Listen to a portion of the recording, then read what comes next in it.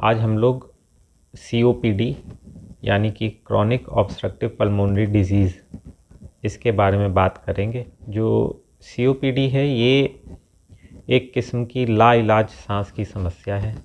आमतौर पे ये धूम्रपान करने वाले व्यक्तियों को होती है। जो भी व्यक्ति सिगरेट है, बीड़ी है, हुक्का है, इन सब का लंबे समय तक सेवन करते हैं, उनकी सांस की नलियों में कुछ परमानेंट चेंजेस हो जाते हैं। सांस की नलियां हमेशा के लिए सिकुड़ जाती हैं, जिसकी वजह से मरीज़ को सांस लेने में दिक्कत होने लगती है। इसको हम लोग कहते हैं क्रॉनिक ऑब्स्ट्रक्टिव पल्मोनरी डिजीज़। तो जो इसका मेन मुख्य कारण हुआ वो है धुआं।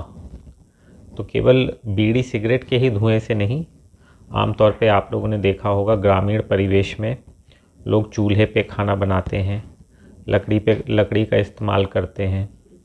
महिलाएं उसी धुएं के वातावरण में बैठ के पूरा खाना बनाती हैं। तो जो महिलाएं बहुत लंबे समय तक ये जो बायोमास फ्यूल है इसका इस्तेमाल करती हैं, उनके फेफड़े में भी यही चेंजेस हो जाते हैं COPD के।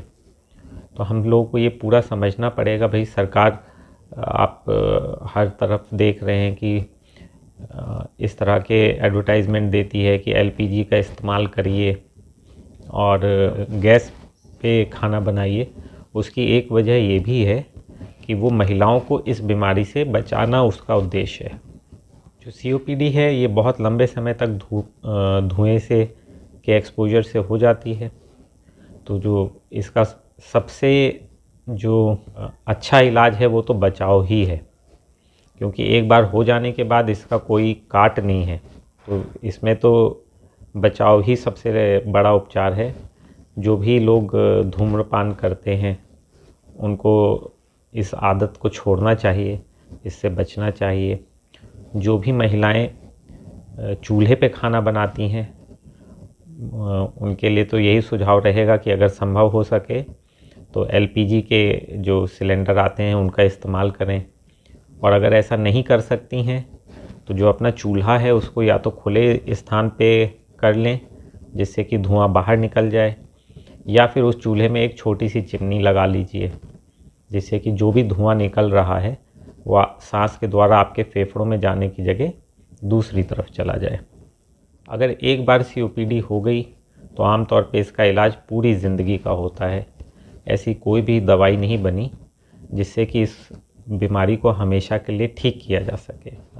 आमतौर पे एक्सरे के द्वारा और एक फेफड़े की क्षमता नापने की जांच होती है PFT द्वारा, इस बीमारी का पता कर लिया जाता है।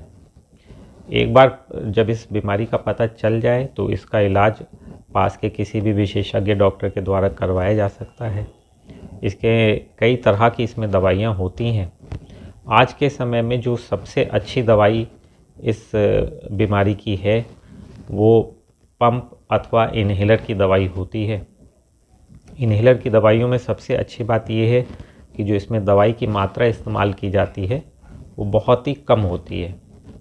तो जब दवाई की मात्रा बहुत ही कम इस्तेमाल की जा रही है तो साइड इफ़ेक्ट भी उसी अनुपात में कम हो जाते हैं। जो भी खाने वाली दवाइयाँ हैं वो सारी मिलीग्राम में होती हैं, और जो इन्हेलर में दवाइयाँ इस्तेमाल होती हैं वो सारी की सारी माइक्रोग्राम में इस्तेमाल होने वाली दवाइयाँ होती हैं, और वो ज़्यादातर आपके खून में नहीं जाती हैं इन्हेलर की दवाइयाँ, जबकि जो खाने की दवाइयाँ हैं वो खून के ज़रिए वहाँ तक पहुँचती हैं। मेरा आप सभी से ये अनुरोध रहेगा कि जो भी लोग धूम्रपान करते हैं वो उसको छोड़ें, इस आदत को लात मारें। धन्यवाद।